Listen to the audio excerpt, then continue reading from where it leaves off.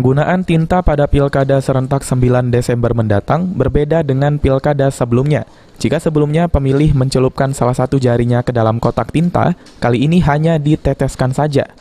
Ketua KPU Oku Naning Wijaya saat dikonfirmasi menjelaskan, hal tersebut sebagai upaya menghindari klaster baru penyebaran COVID-19. Saat ini Komisi Pemilihan Umum Kabupaten Oku masih menunggu surat edaran terkait penggunaan tinta tersebut. Kalau sampai dengan hari ini SOP itu belum dikeluarkan, tapi protokol COVID-nya nanti diteteskan, diteteskan melalui SE, pasti tentu benar-benar tinta yang digunakan tidak menjadi objek penularan COVID-19.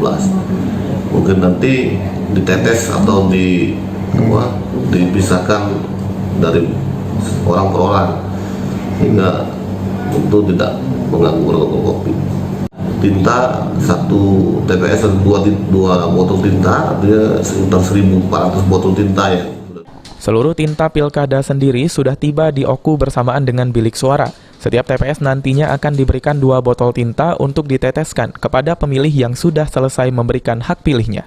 Dipastikan dalam pilkada kali ini diterapkan protokol kesehatan COVID-19 demi terciptanya pilkada Oku yang aman dan sehat. Ari Pranika, PAL TV.